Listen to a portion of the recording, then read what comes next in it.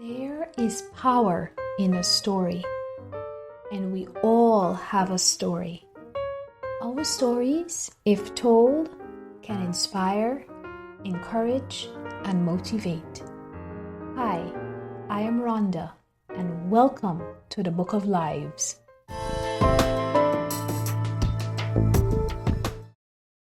Hi, everyone. Welcome to the Book of Lives. Today, we're going to be chatting with a young woman who has dedicated much of her life to traveling the world and working in underserved communities. Chanel, welcome. How are you? I'm doing well. Thank you very much. Awesome. It's nice to have you. Nice to chat with you. You and I met some moons ago, so it's Yes, nice to see you again. yes, yes. Chanel, so you work with the Peace Corps, right? What inspired you to get involved with the Peace Corps? So I think that for myself, I'm a very curious person, and I realized that I enjoy the hands-on work in the community.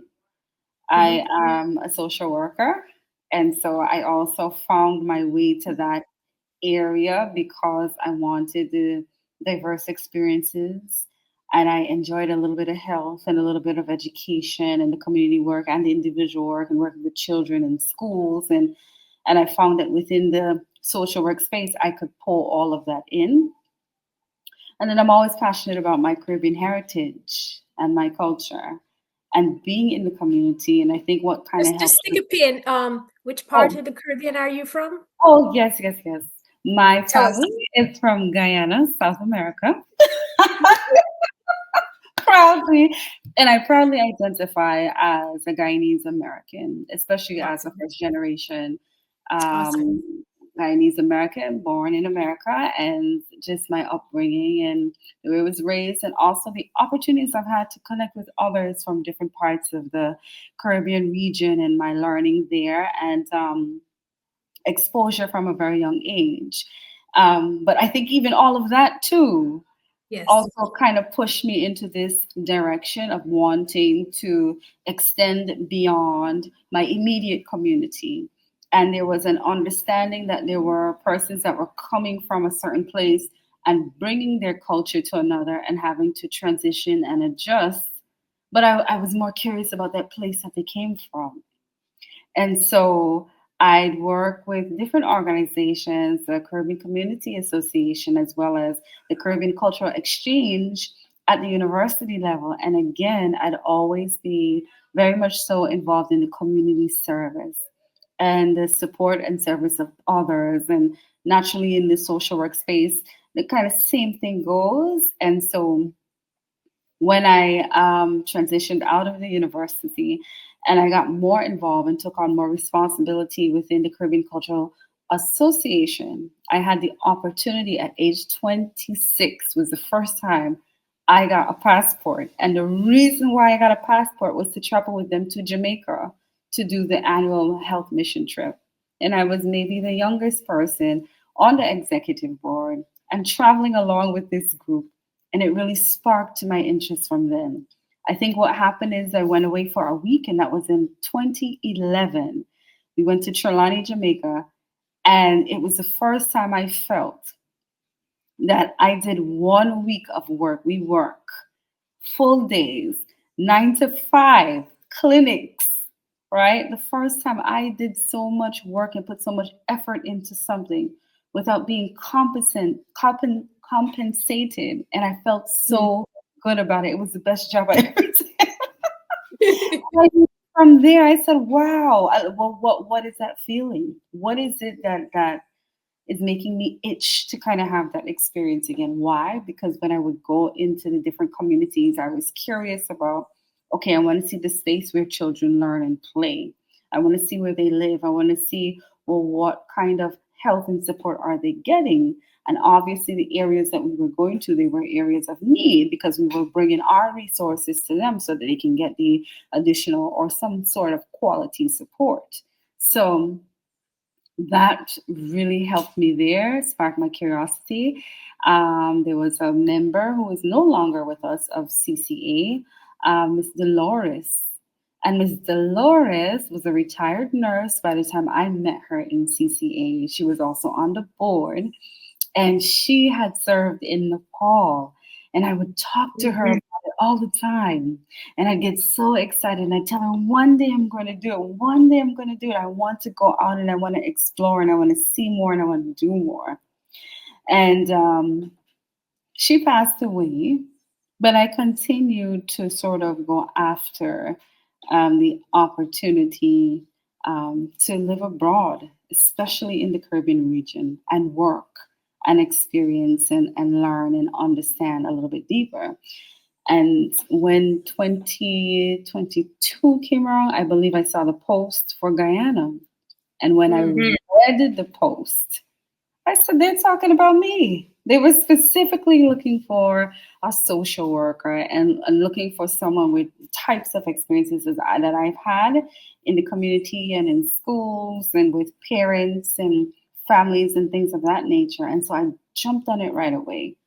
And I had applied for many other Peace Corps positions before, but hadn't gotten through to an interview, maybe a review, maybe a consideration, but selection for an interview, I was too excited. I And can imagine. yes, and it was especially in Guyana. Mhm. So, um, long story short, I got my interview and I was matched. And the thing is, with the program, you apply to the program and then they have to send you an invitation. So at the end of the day, it's not an automatic, like, okay, this one said that she has Guyanese heritage, we're taking that one. No, but you still have to have your credentials, you still have to match the role. And as soon as I got that offer, I'm coming. I'm coming. And I jumped on it and went. I went for that opportunity. But as I said, the motivation behind it was something that I always wanted to do, and just uh, doing my own research and exploration on the internet, listening to the stories, the good and the bad parts of it, and just kind of taking it into consideration for myself and what experiences I wanted for myself. I just kept going after it. And so the interest was there, the curiosity was there, the passion was there.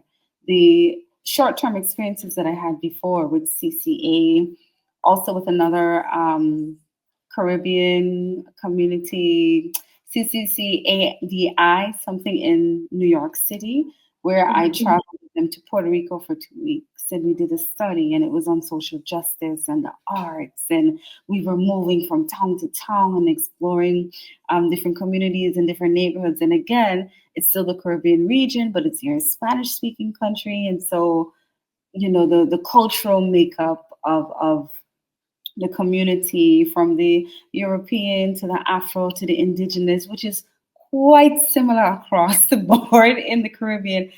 All of those things always intrigue me. And so I love the fact that I finally realized that I could actually leave my home base instead of reading about it or looking at it on YouTube or talking to other people about what their experiences were. I could actually go there and I can go see Yes. and I can go do an experience, and it really opened my eyes and my mind up to it. So again, everything I was doing was going to lead up to me eventually having the opportunity to live abroad and serve abroad. How long have you been with the Peace Corps? Since 2023, September of 2023. So I started there, my first assignment in Guyana, and that went from September 2023 to September 2024. And then I started my new assignment in St. Vincent in September of 2024, which would go on to now September of 2025. Okay. So tell me, Chanel, I mean, for someone to just pick themselves up and say, look, I want to live and I want to do this kind of thing, that's a special kind of person, right?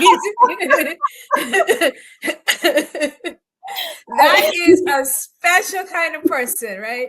Yeah. Where do you think that desire came from? It has to come from somewhere. Where can you look back in your childhood maybe and kind of suss it out, as we Guyanese say?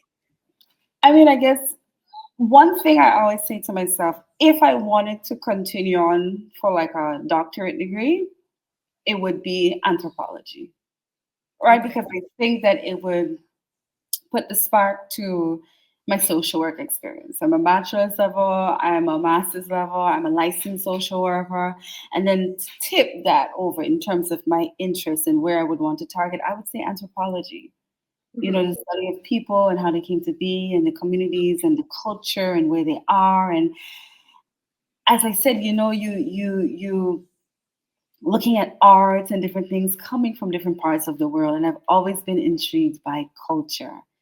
And as I said, my own heritage and my own culture is a huge part of who I am. So to me, it was one thing to know what my upbringing was and what those elements were that were brought into my environment, which is not the original environment where my family came from, but those things were brought there. We had our customs and our practices and our traditions. Why can't I just go there and see what it's all about? There are opportunities to get out there and actually see it.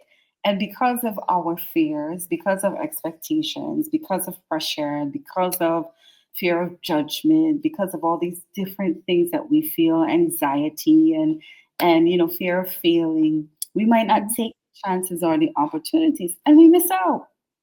And so I just, I think what also helped me is in 2019, I was working a few different jobs because I do dance and I do my creative arts as well.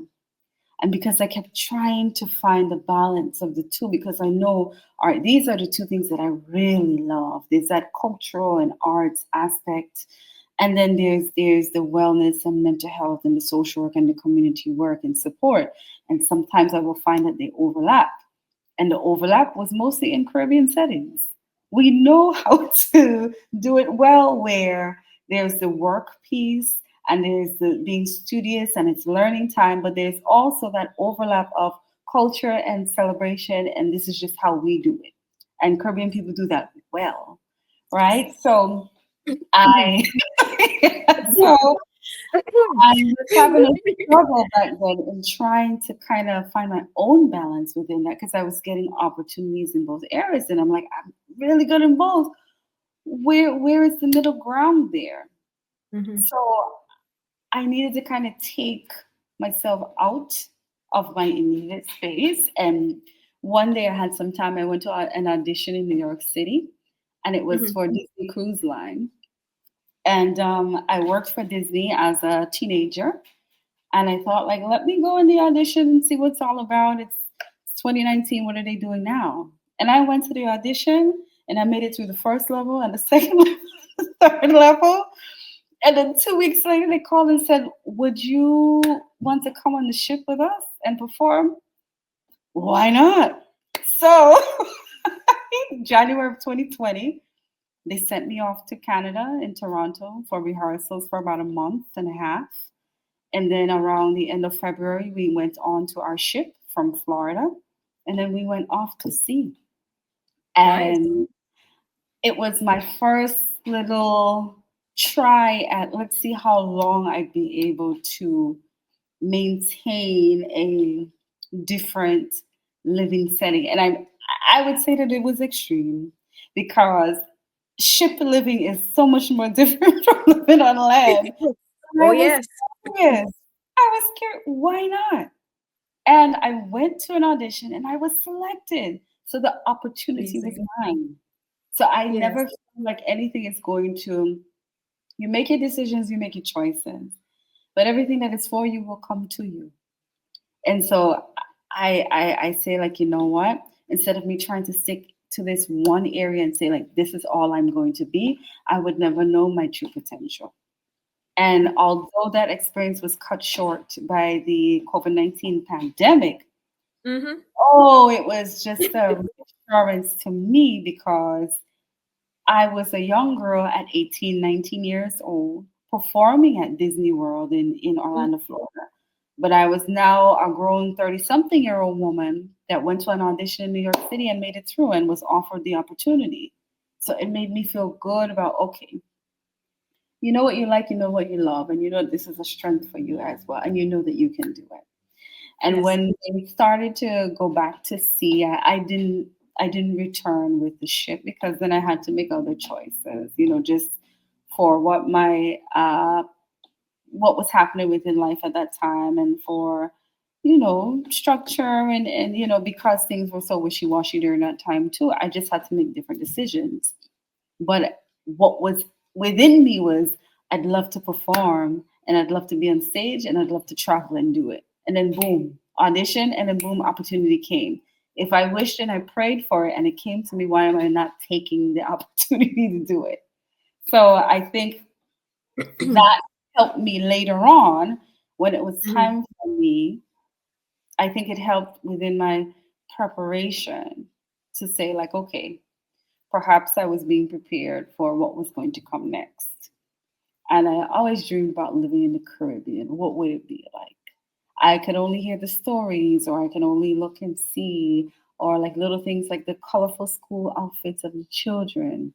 Or when I was a little girl, I did go to a school that was started by Guyanese. So I would always say I went to a little Guyanese school in Brooklyn. And I would have to wear my hair bows and no nail polish and no dog ears on the book, and check in uniform every day, and standard and discipline, and high expectations for academics and things of that nature. So as I said, the little pieces of culture pushed in Yes. there for me, and really piqued my curiosity into having to now go there and see for myself, and also that preparation I was getting along the way. All right, the little week trips with CCA, 1 week at a time. Okay, 2 weeks in Puerto Rico with another group that I just met out of the blue.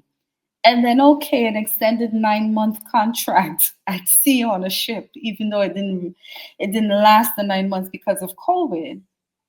But now it's like, okay, that readiness that, you know what, you can actually do this, and it's okay. And there are others there who are having these experiences with you. And if you are open to it, then it's your opportunity. You go for it. When something has there a ticket that they hand over and it says my name on it, it's my seat. It's for me. So I just took my opportunities and went with them. And then here I am living overseas, and it was something that I've always dreamed and imagined about. But even in my space today, sometimes I sit and I think, like, that's kind of crazy. Like, you're You can believe actually it, huh? Hmm. yeah. Or Can't believe it. A bit unbelievable. I open the phone and pull up Google Maps, and I just look at where you Like, are. what's my location? What's my location? Really? Is this my location? Chanel, you have traveled quite a bit, right? I mean, Disney ship. Oh, I can well imagine. Yeah. What was the most memorable experience of all the places you've been? What's the most memorable experience? Memorable. So far in service, I think that one I talk about for Guyana. I've always known the facts about Guyana in terms of land of many waters, and Mm. then that there were parts of the country that aren't um, that where people don't live, that's still in its natural state, and just the different resources, and the gold and the diamond and the bauxite and all these wondrous things you hear about the country. Well, when I was there, we would travel from region to region. So there are 10 regions in total, as you know. And during my time there for work, I traveled to 9 out of 10 regions. And I didn't expect to travel. And our traveling was by speedboat, by ferry, by plane. And it just amazed me each time we would touch down into the No different donkey regions. cart. I heard No, speedboat ferry. I no, didn't hear no, donkey cart. because Okay. because we had certain within the program we have certain restrictions, Okay. safety reasons. So I couldn't ride truck back, no donkey cart, no horse, no nothing. I couldn't ride none of that. And then Okay. all travel have to be approved before. So, Understood. all Understood. safety Donkey carts protocol. didn't make it. Okay, didn't make the cut. No, did Sorry. not make it. But I saw. I saw donkey carts, and I even saw the horses that would carry things. I think one of the most amazing things I saw is the horse stopped to look left and right before crossing the street. I said, all right, horsey, all right. It actually looked, and and so there's the traveling and the different modes of transportation. I was always intrigued, and just going into different spaces and seeing how persons live. I know I was always curious about Guyana because I know that the Amerindians are still there. And I think that for Caribbean culture, when we think about history, and some countries have artifacts, some countries can see other sort of images or drawings and things left behind, and then we don't always have the story to put together. And so for me, I was like, the people are still there in Guyana in certain areas. Um, and so to go into these spaces to ask some questions, to look around, to get a feel for, well, what's going on in your community? How do you live? What's going on in your schools? And of course, with time, things change. And, so there are certain things that are happening within those communities as well. Um, but just having those diverse experiences within different parts of the population, because Guyana is also the land of the six peoples. And so coming into that, that our food reflects that, the music reflects that, everything about the culture, the holidays, when you're jumping from one to the other, reflects that. And that to me was just important for me to have those experiences. I think one simple thing was knowing the shape of the country and looking at it on a map and seeing the three major rivers there, but then flying above. And every time I would say this, some people would just look at me like, are you okay? But my goodness, as a lover of art, Mhm. right?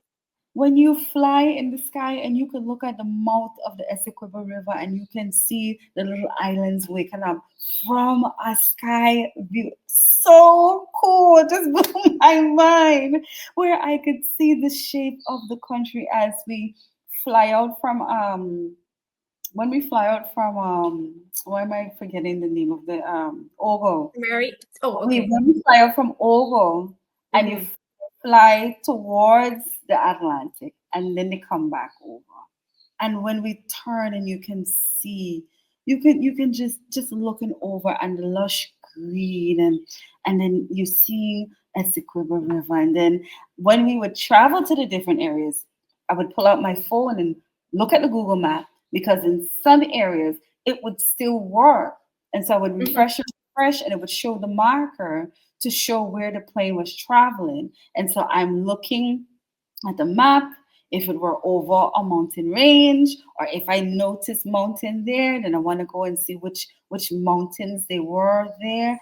It was just the beauty of it, and just knowing that okay, we fly all the way to region 9, and I'm over in region 4, and then region 6, and over in region 1, and over the river, and just the beauty of the country.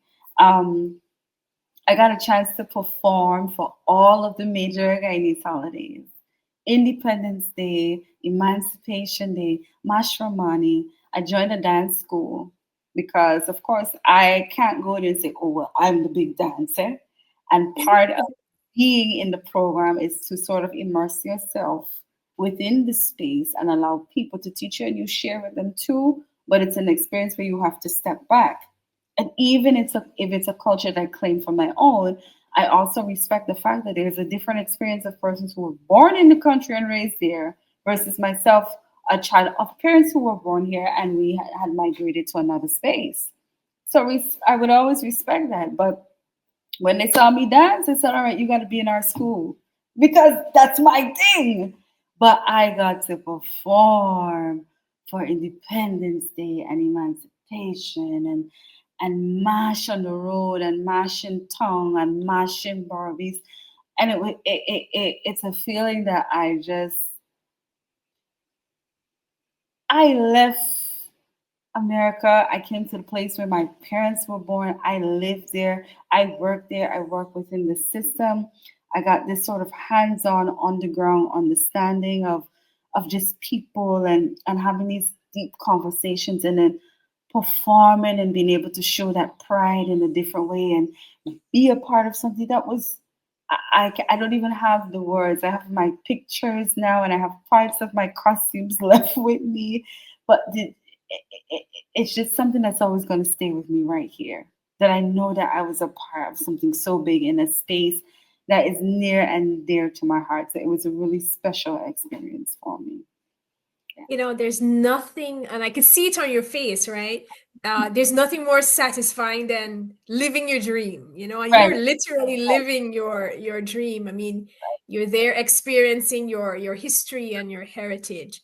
What Yes. has the entire experience taught you? What are some life lessons that this whole Uh, experience has taught you? whew. So of course every day wasn't perfect, and every interaction and engagement wasn't so positive and great. And I find that the experience within this space is you have to constantly do a lot of self reflection. So it's given me time to distance myself from what was routine and what I felt as my norm and what I felt was life. And it makes me even question all of that, because now I realize that I can also live life like this because I do it, and it's Yes. okay. And that people live their lives in these different ways all the time, and they're here and they're fine too. And so the self reflection as a tool was a huge one for me before service. But just being in this space, it reiterated the importance of taking the time to reflect on my own actions and my thoughts, and getting a better understanding of myself as I grow and mature.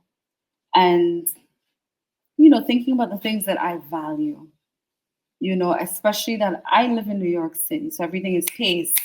Everything is pace, everything is snap, everything is moving, everything is how much you can get, how fast you can get it, how efficient you are, how many skills you have. You grab it first. Are you better than the next one?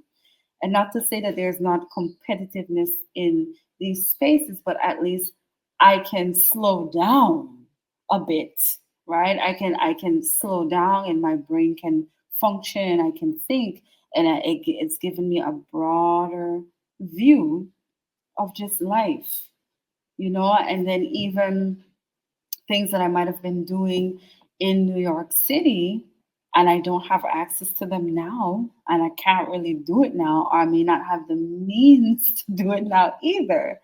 That I find other creative ways to fill my time, or perhaps that I'm getting more nature and more natural space and a better appreciation for the sun and the fresh air. Things that perhaps in the city I will bypass it real quick, like whatever, we have to go.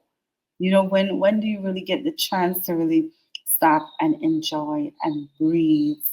You know, those things have been even more important to me while overseas.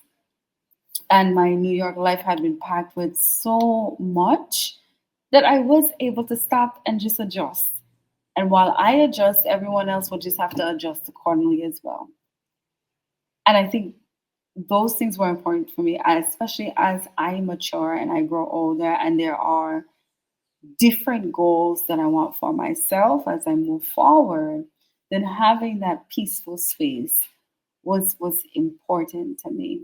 But I would say that the top thing was self-reflection, and especially when I would find myself in hard spaces or difficult situations, then it would force me to kind of face some of those issues within me, um, that needed my attention, that I needed to kind of focus on and think about, okay, well, why are you having this reaction to this thing?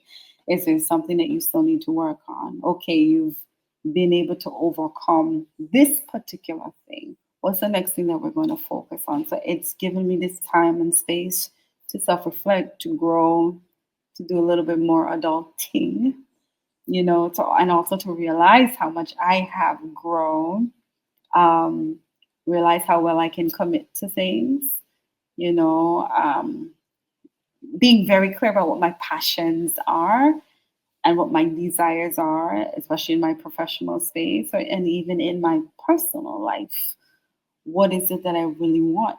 So it's given me a lot of clarity, and then again, learning about the lives of others, Mhm. and connection, human connection, the value of human connection.